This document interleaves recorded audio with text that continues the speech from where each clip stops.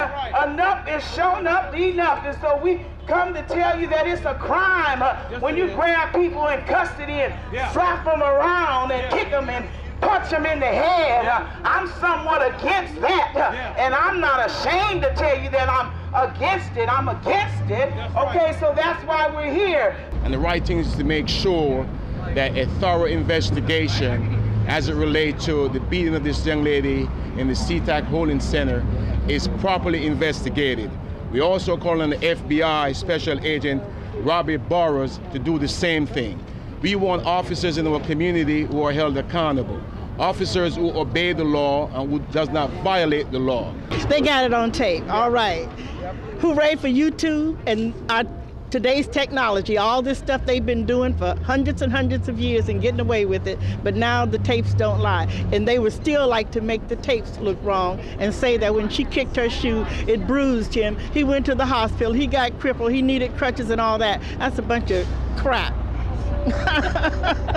I mean, they want to make a fool out of us even though we're looking at it. This young person should not have been treated that way. Her civil rights were violated.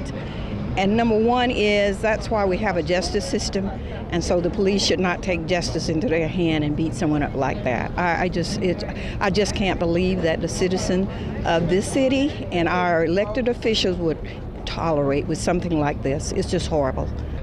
I believe that the other officer, after the internal affair will have duly investigated his conduct, I think he also should be charged because he held down this young lady while Paul Sheen beat her, plummeted her on the ground. And we are saying, without any apology, that we as citizen taxpayer of the state of Washington will not continue to look the other way while the conduct of these officers continue to be the same. We are holding the sheriff accountable. She is the person in charge of the King County Sheriff Department, and she should make sure that her officers obey the law. You could see what was happening in that cell. No one should be pulled by their hair out of, I don't care who it is. I don't care what kind of crime they committed, they still should be treated with respect and have an opportunity to go to court to prove whether they are guilty or innocent. They should not be treated that way. Because that girl, come on, kicking a shoe and you're gonna slam her head against the wall? Come on, are you really here to protect or are you really here to destroy? That is the question. The way it appeared to me, they both were on her. And she could have been killed too.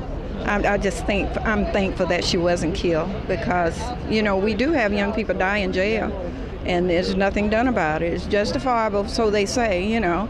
And so I think we should do away with that kind of action with our law enforcement because we pay taxes. I pay taxes dearly. And I think that our citizens should be treated fairly. And if somebody violates the law, they should be accountable for it. Simple as that. Be accountable for what you're doing. Because I've been out here on the streets of Seattle for 10 years, basically most of those years homeless. There's been many times I've been taken into custody over misdemeanors, minor things. I've seen, underage people. I've seen people who are drug addicts, seen people who are just simply street people who haven't committed any major crimes. And they have got brutally abused, not only by the cops, but before even the cops get there, by the workers that, security guards that work at the companies. For instance, you know, I've had times where I've been brutalized by security officers, then I've been brutalized by the cops, then taken into cells in the East Precinct and other precincts around the town, and I've been brutalized, okay? Now, for what reason? I don't know. What I do know is that you're not guilty till you're in court, and there's no reason at any time, whether you're guilty or innocent, that you should be brutalized or tortured. Maybe handcuffed, you know, sometimes the handcuffs are tight. But the thing is there should be no brutalization. I have daughters, 3 daughters, and 15 years old, that's a young child. And I do believe that this cause and the people out here today are standing for justice. We are not against the police. What we're against police misconduct. against police officers who break the law, violate the law, and they're never held fully accountable for their action. My son was murdered by the police in 1998, and we didn't get any justice in that case. And there have been many other issues in this city where there have not been justice done. And this officer who beat this girl, this maniac, all the incidents that are relevant to him, I hear that he killed somebody else. They need to open up all those cases because they're probably all cover-ups, and he's probably guilty of every crime that was committed, and he was found justified, and they need to go back and reconstruct that and make it right and get rid of this cop and a whole bunch of others like him on the force. And I said, if there's any other video, any other persons or person who have been beaten inside the jail while in custody, or you know, and those who have been in custody of the police, you should call and let us know so that we can properly investigate this and bring this to the attention of the U.S. Attorney Kelly Harris and also to the FBI Special Agent Barrow. We are demanding justice, and anything short of justice will be totally unacceptable. And we just want the law enforcement officers to be accountable for what they do. And don't you think they should be accountable? They should be accountable.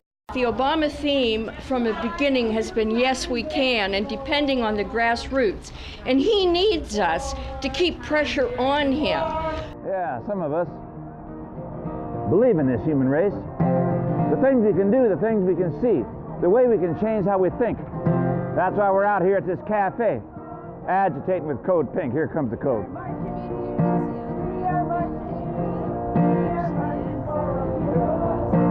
That don't sound too bad, does it? Marching for a peaceful world? Code Pink, what do you think? Come on out and have something to drink. Whoa, car coming.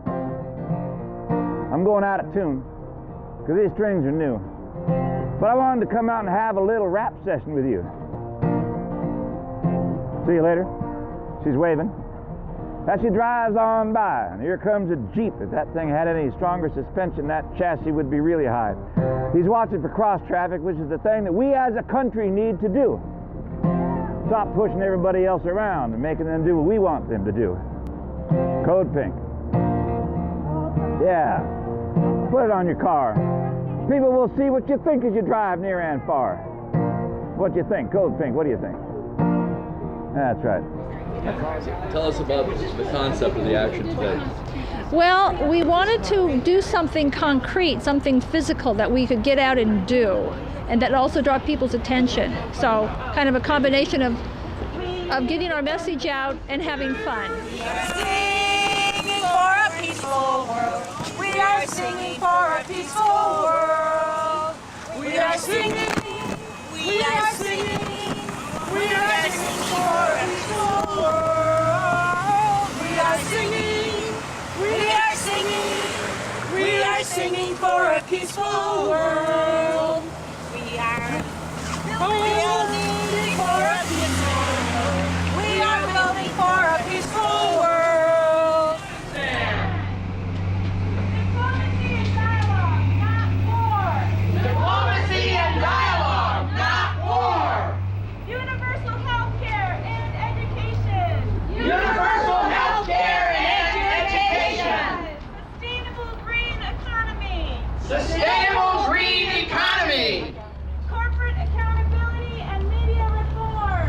Corporate accountability and media reform. Respect and restore the Constitution. Respect and restore the Constitution. Fair trade, not free trade. Fair trade, not free trade. Do we want to just have another person there in the White House sending troops? Over here and over there?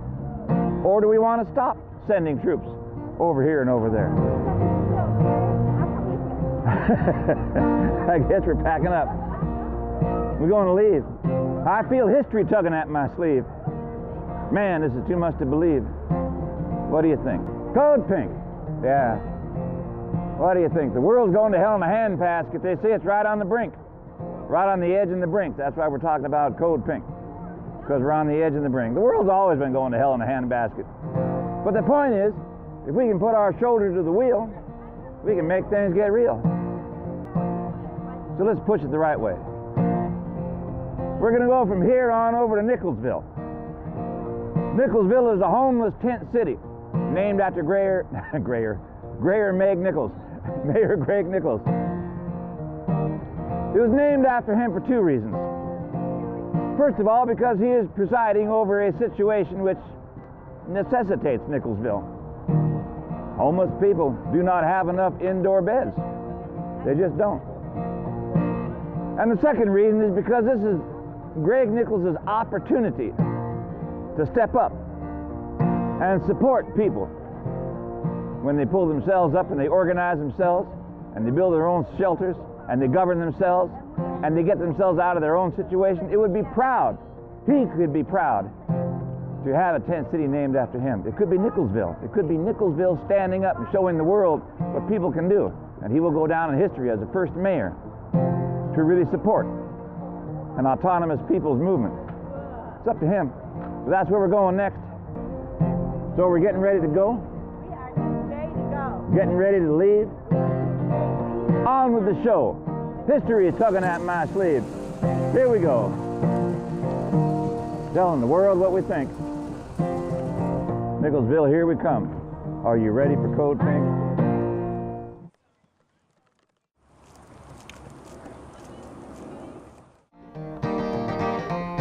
This is Nicholsville. There's a sight to see. Nicholsville always has room for the likes of you or me. Now, the mayor might not want you living in his backyard, but then he's in kind of a cushy position. Life don't ever seem to get that hard. They don't call them nickels for nothing. You get enough nickels together, you got $1 million. I got a couple of nickels. Well, maybe 4 or 5. Enough to last me the weekend. I'll survive. I'll make it through. If it don't rain too hard, Nicholsville. Out here in the church backyard, Nicholsville. Now the city says it's going to start fining people for staying here. They're going to fine the church. I don't understand how these things work, but in front of everybody, if they can say that we're going to fine you, we're going to cause you discomfort and pain for helping somebody else, well, I think they've just made a statement about themselves that is abhorrent. I wouldn't want people to talk about me like that, the way they're talking about themselves. It is illegal to help people. That's what they say. But this is Nicholsville. And it's a beautiful day, a little bit of drizzle. Sing a little song here. I guess the bottom line question for me is, are we named after the country, or is the country named after us? The police have said that the people have to leave, so the ladies are packing up. Because this is America. I think this is America because we are Americans, in which case the country answers to us. And it is up to us to decide which way that country's going to go. What do you think? Towards me. What do you think? Code Pink.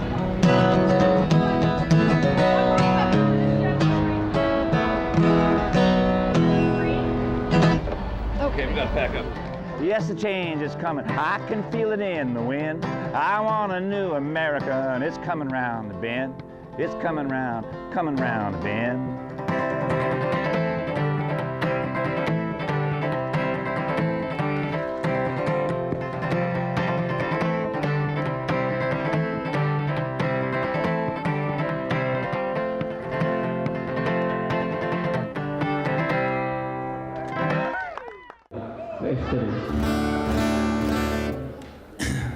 Death just isn't clean, you know, like.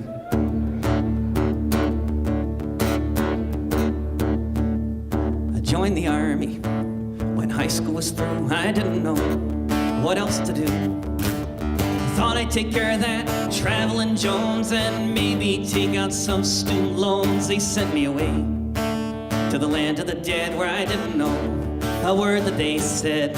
I got shot at a lot, I was nearly toast, but it's the ones I killed that hurts the most. Most of the time I didn't know what was going on.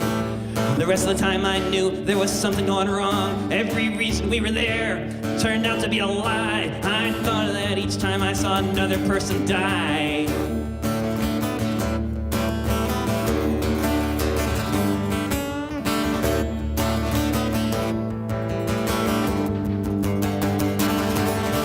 supposed to stay here. They sent me for 4. By the time I got back home, no one knew me anymore. Of the man I once was, there didn't seem to be a trace. And when I looked me in the mirror, I didn't recognize my face. I wasn't home too long before the time that I took ill. It was like the air was thick as mud, and I ached enough to kill. I didn't know I'd been fighting in a nuclear war. D was in my blood, and I was knocking on death's door. I can't tell you how it felt to be betrayed at every turn. Like the earth was spinning backwards, like my heart began to burn. Like I had to do something while I still had the strength to stand, while I still could run with a machine gun in my hand.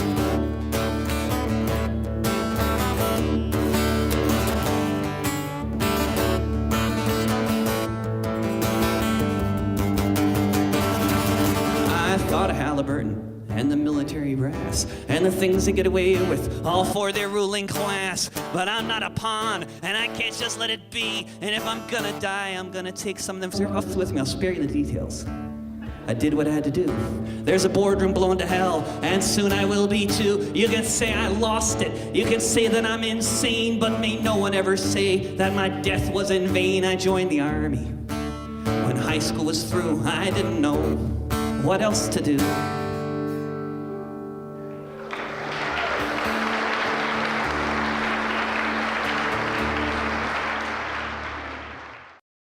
This is the way the world ends, not with a whimper, but with a bang. It's the end of the world as we know it. I feel fine. Good morning, slaves, and welcome to another edition of It's the End of the World as we know it and I feel fine, where the future is yesterday's news. I am your host, Stimulator. And right about now, I'd like to rewind to June of 2008. My guess about the coming election, is that McCain will win. Because I doubt very much that Obama will be able to withstand the workings of the quite formidable Republican vilification and slander system. That was Professor Noam Chomsky on Bob McChesey's Media Matters radio show. Now let's go back to this here show in August of last year. I would like to be balanced and sling some shit at McCain, but I really don't want to waste my time taking shots at the loser. Yeah, get used to it. For the next 4 years, this will be the friendly face of fascism. Hey, Professor. In your face! That's right, Chomsky later. I was right, and you were wrong. Don't worry, Prof. I still love you. But I digress. Last Tuesday, the world was giving a heaping bowl of Obama. Millions were glued to their TVs to witness the changing of CEOs and celebrated as the good cop was crowned in the most expensive and corporate-sponsored presidential inauguration ever.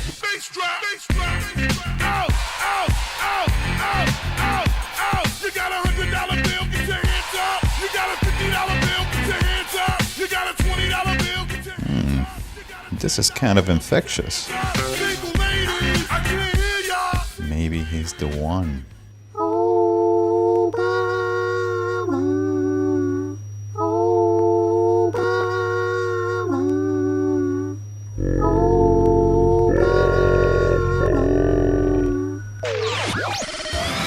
Snatch back your brain, zombie. Snatch it back and hold it. Phew, thanks, T. That was close. As the country celebrated the coronation of King Coal, a fresh batch of clean coal ash escaped the Widow's Creek fossil plant in Alabama, spilling over 10,000 gallons of the vomit-inducing into the Tennessee River. That's 2 months of coal spills in 1 month. But coal is not the only alternative demand your mama calls Obama proposes. I don't think that we can take nuclear power off the table. What we have to make sure of is that we have the capacity to store it properly and safely. Storage. That's the trick, ain't it? In the UK, the Magnox nuclear plant had an undetected leak of nuke waste for 14 years. Britain's Environment Agency claims the waste leaked into the ground from 1990 to 2004. But if storing nuclear waste is a problem in your country, all you have to do is dump it off the coast of Somalia. That is, unless the pirates get you first. Seems the Europeans are not satisfied with the multiple cluster buffers they created in Africa over the past couple hundred years. and feel they gotta dump waste in the black man's water. I was a fisherman when all our marine resources were stolen by illegal fishing boats. We had no option but to go into piracy. We take every ship hostage, whether it's fishing boat or a tanker, we don't care. We are performing the role of Somalia's navy. We are also protecting our seas from those dumping toxic waste in them. Payback's a bitch. And speaking of bad karma, the house of Syncrude's ex-CEO was torched to a dark crisp last week. The police alleged that the blaze was caused by Molotov cocktails. In case you didn't know, Syncrude is Canada's largest tar sands producer and polluter, according to Greenpeace. And finally, the direct action group Smash EDO did just that. EDO is a UK-based arms manufacturer that provides weapons parts to the mother of the Israeli Air Force, who then use it to kill Palestinian babies. The activists entered the EDO factory and destroyed equipment with the aim to halt EDO's murderous business. Here's Elijah Smith from Smash EDO. I'm 43 years old and I'm too old for this. As I'm looking at the world scene now, I'm getting more and more horrified. This is disgusting. I don't know why I didn't notice it before, but I think it's actually because it's accelerating. I've been looking at the law and I don't feel that I'm actually going to do anything illegal tonight, but I am going to go into an arms factory and smash it up to the best of my ability. I'm Stretta Van Gusten, Fox SNBC News in New York, and you're looking at live television pictures from San Francisco, California, of Homeland Security forces currently in pursuit of Paris, member of the growing resistance of artists and activists known as Hard Truth Soldiers. Gorillas in the mist, the mainstream team with the pro-black twist. Hard truth soldiers in the game. Hard truth soldiers back again. P-Dog, I evolve. I drag pigs to the slaughterhouse, but I never eat hog. At the Fed in the World Bank seesaw, we keep y'all in deep awe cause we raw. Like uncooked crack by the government. Hit like a bass rock, listen to the bass knock. Free them in Gina by any means they walk. Let's see who ready to squeeze. Giving power to the people and take back America. Panic in the head, a state past the Derringer. Aim and shoot Beirut to Bay Area. Bury your Homeland Security card carrier. Get up, get up, get up, get up, get up, get up, get up, get up. Don't stop the movement. Don't stop it. Don't stop it. Don't stop it. Don't stop it. Get up, get up, get up, get up, get up, get up, get up, get up. Don't stop the movement. Don't stop it. Don't stop it. Don't stop it. Don't stop it. Sometimes I tell my skinny vegan anarchist pals that maybe if they worked out a little bit, the pigs will be less likely to fuck with them. Well, meet Jeff Munson, an anarchist and ultimate fighting champion that's built like a truck. Last week, Jeff, a black belt in jiu-jitsu, shocked the ultimate fighting community, but not because he faces up to 10 years in the clink for tagging the Washington State Capitol with an anarchy symbol, but because he's an anarchist. Through the magic of editing in a time machine, I bring you Jeff Munson from the RNC last September, thanks to the folks of Rochester Indymedia. Hey Jeff, what the fuck are you doing on the streets of St. Paul? I'm here at the Republican National Convention with a lot of other people, thousands of other people protesting the convention, trying to stop it, trying to let the people know that we want to end to the war, we want to end to, for a lot of us here that are anarchists, we want to end to capitalism.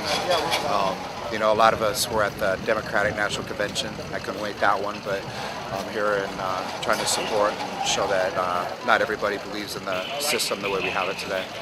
So, have the cops off with you? To be honest with you, I think sometimes they're a little bit, when I get them like a couple at a time, they're a little bit hesitant to try to arrest me, and I kind of walked through a bunch of them today. And only when like there's a big long line like this, do they, like when they're all together, do they like say something. But, you know, I've seen a lot of people be detained just because they're marching, and you know, I guess my question is like if it's a park or a sidewalk or whatever like that, you know, the delegates are allowed to walk through freely, but if you're protesting or look like me or someone else that, you know, wearing a suit or a tie, then they stop you and put you in a corner and either arrest you or detain you for a while. What's your opinion on what the pigs are doing here in St. Police? The part that like kills me is like, I hate to see it because in honesty, these people are us. These are like working class, blue collar people, and the sad sickness of it is that they're being paid to keep themselves down, really, to keep themselves at that position where they're wage slaves, like the people protesting. So if they were able to like open their minds a little bit and realize that they're actually stopping themselves from having the freedoms and stuff. That would be great, and that's So sometimes I come up and talk to them. I'm like, you realize what you're doing. It's not. They say, oh, it's my job, but people killing other people, and they say in the army that was their job. That's the Nazis. What I mean? That was their propaganda to the people, and the people are like, oh, I had to. That was my job. But at some point, you gotta stop. Anything else you want to say?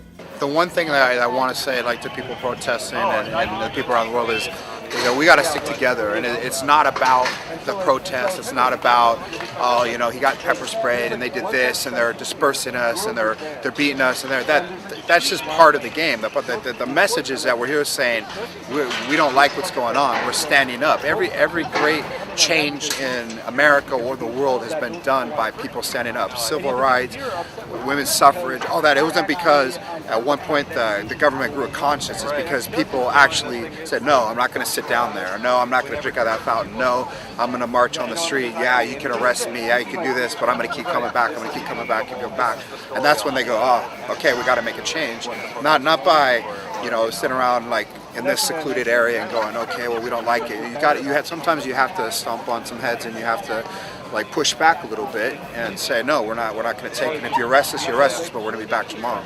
And that about does it for this edition of It's the End of the World as We Know It, and I Feel Fine. I'd like to thank all the slaves out there who helped make this episode happen.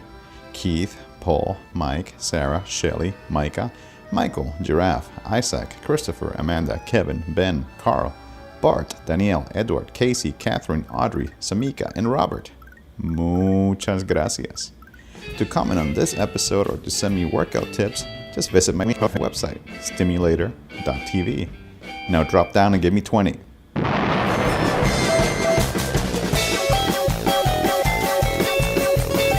Remember, kids, you can podcast high-quality video of this show at submedia.tv.